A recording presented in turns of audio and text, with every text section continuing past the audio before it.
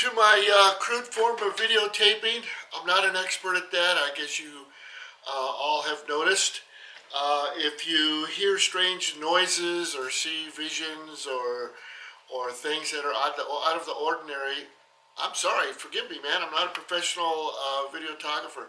But anyway, it's going to be an interesting video. I just wanted to give you some, well, let's call them rock trivia about my experiences when I was younger. And this one happens to be about Eddie Van Halen. You are all well aware of the fact that I was very instrumental in getting his first original Bumblebee, as everybody calls it, guitar, Stratocaster, built, assembled. I mean, all the work that went into it. I had a great deal of involvement with that. But I have some really interesting trivia or fun facts or rock trivia, whatever you want to call it, that's really cool. I think it should be mentioned. I think it should be talked about because, you know, years and years go by and memories of this nature are just lost. No one would ever know. But so anyway, getting to the point here,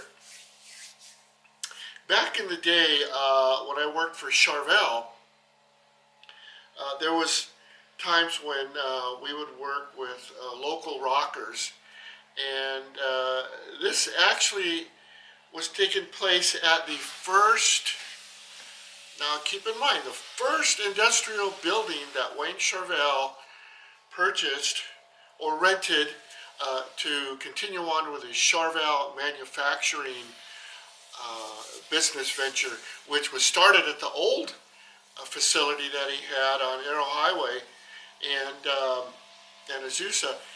And so anyway, at this factory, this small, it's only 1,000 square feet. You know, how much machinery can you get in there? We had like over-arm pin routers, we had joiners, and we had, you know, the sanders and the spray booth, and et cetera, workbenches. And I remember distinctly my workbench was up against the front bay door that we had, and I had a really cool window which gave me some natural light. But anyway, we got a hold of Eddie, and I actually don't remember how it all transpired, but the fact remains that he did come to us for a guitar, and we ended up building him a custom Strat, which you all know as the Bumblebee. It's the black with the yellow stripes, and it kind of followed the pattern of some of his first guitars, the Strats that he had built, and put the tape markings on, and, you know, did the black and the white and the red and whatnot, and all his crude guitar work.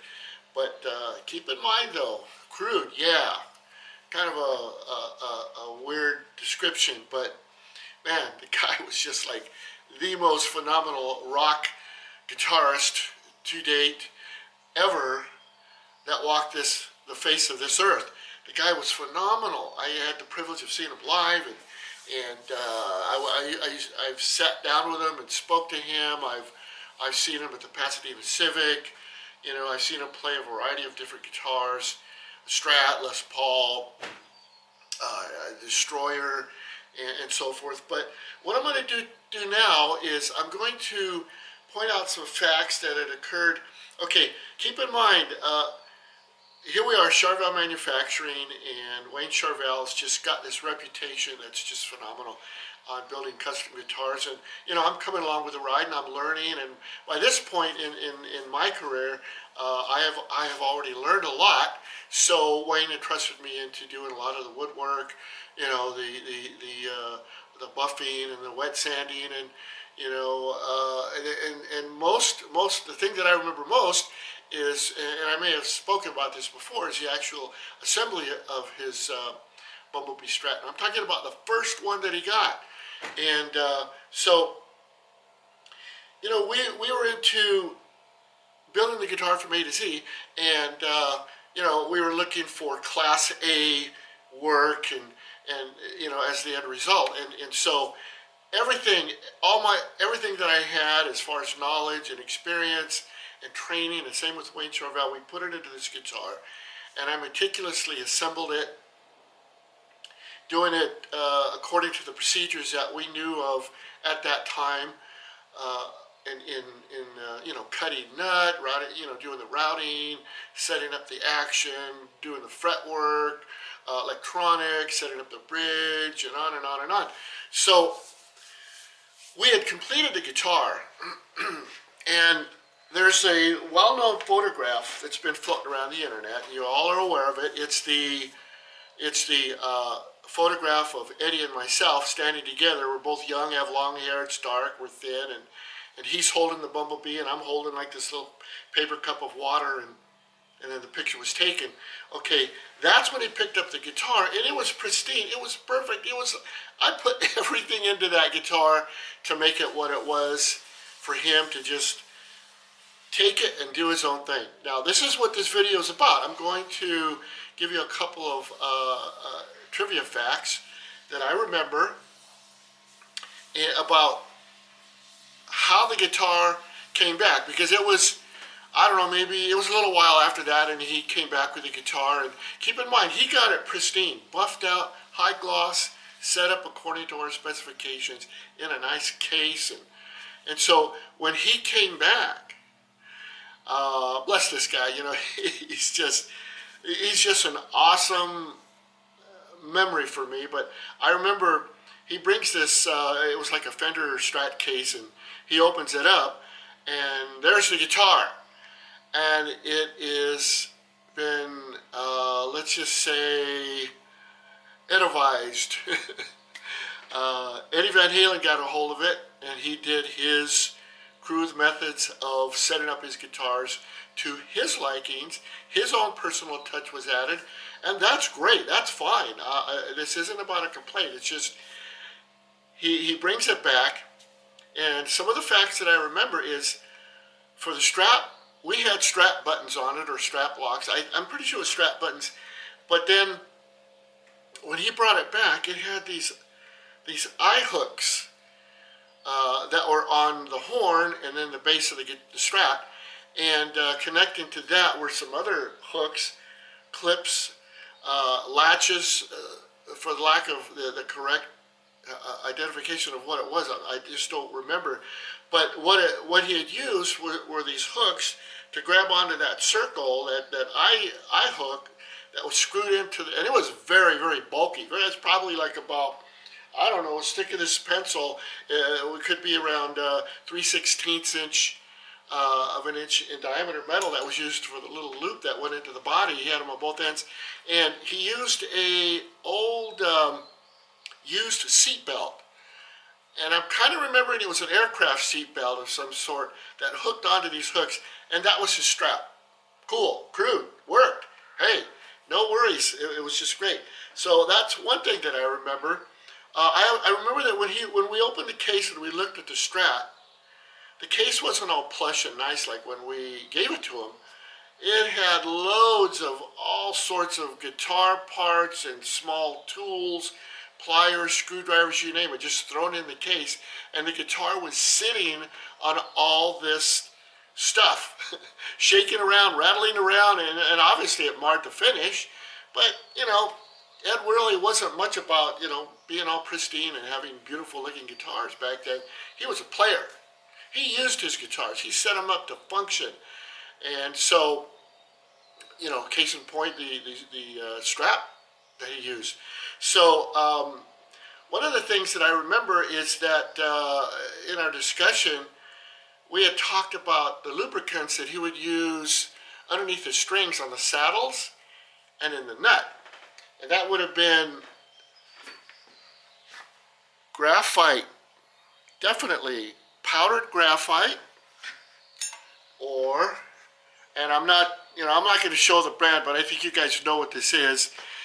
But it was a very light sewing machine oil that was used. There's a popular one, and blank in one. That's the clue that I'll give you. I don't want to promote this product, but you put a slight dab on the tremolo mounting screws, the top of the saddle where the string is, anywhere that metal touched, you would put a little bit of that oil, and then on the nut, and that would help give you sliding of the string across the metal and eliminate friction, which was one of the culprits that caused tuning problems. Of course, you guys know that this Strat was original with a Fender style tremolo bridge on it, so there was no locking system yet. And so in the setup, there was no string trees, because string trees obviously created friction, and minimum windings on the post. We're just talking about maybe one and a half windings at the most to eliminate slack. And there was a reason for this. I'll get to that in a moment. But the way he would set up his tremolo was, let me see if I can set him up here, and then I'll show you on camera.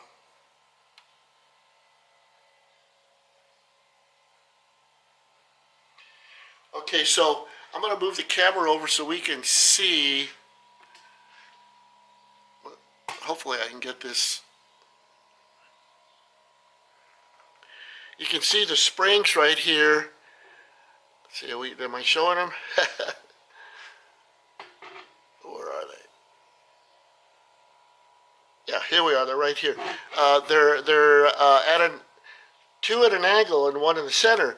Now, that was done for a reason of balancing tension. Let me get my screen back in focus here. And it was kind of a unique thing. Typically, we would put 5 straight in or 3 straight in. But this was one thing that caught my eye. And so, you know, in setting up his tremolos, they were sort of, they were set to where they would hit flat to the body. And there was a reason for that. As he would tune the guitar, I don't know if you would notice, there'd be a lot of tremolo arm usage. Do a little solo, hit the tremolo arm, and this was done for a reason, because when you tune up a non-locking system like this, and what you would do is stretch the strings out according to your style of playing, and then tune up the guitar using the arm. So you tune a note, tune a string, hit the arm, tune a string, hit the arm, hit a chord, hit the arm, and you're balancing the string tension on the Strat.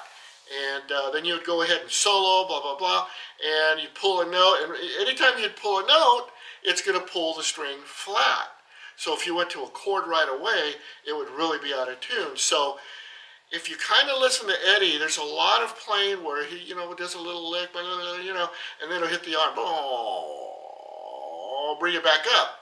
And that was done for a reason of tuning. And what it does, it balances the string tension on the guitar after you've tuned it. And so it's like a constant battle in working with these, you know, non-locking tremolos. And the bridge would always hit flat to the body. So if a string broke, it would still stay in tune, and he would still have to incorporate the arm a lot in order to get, you know, that balancing, string tension balance. So that I found was really interesting in conjunction with the springs. Now I'm going to show you something here. Another fact is, I'm going to show you here, this is a string nut. Let's get a close-up of this string nut. Okay, I don't know if let's see. Let me get this. Sorry about that. I guess you could see this, but the let me get a pointer here. The slots. Okay, you've got your E. The slots E, A, D, G, B, D, and they're cut based on the gauge of the string. That's kind of like a typical way of doing it, but I'm going to do something here and show you. Hopefully we can see the difference. I don't have my glasses. Oh, there's my glasses. Hold on. It's hard for me to see without my glasses. Let's see if we're going to get a close-up here. Maybe if I put something behind. Now that makes it work. We need something dark. Let's see if this is good. Yeah, there. Now you can see the string slots. Okay, you can see their width of how they're cut. Now I'm going to cut a slot, and keep in mind these were all 6 cut in this fashion. And what he used was a round file, and I'm going to cut one here.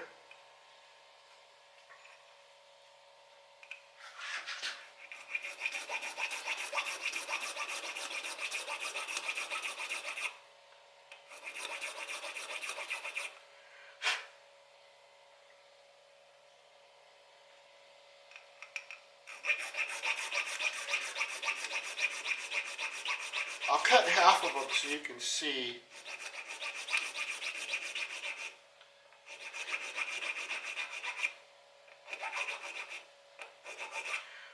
Now you got to remember, the low E string, typically I would use this part. This is a 2-edged fret file.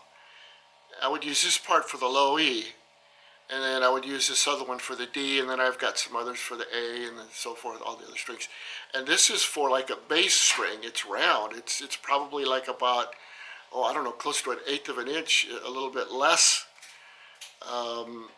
Could be 3/32 in diameter, and that's the slot that was cut, and you would end up seeing.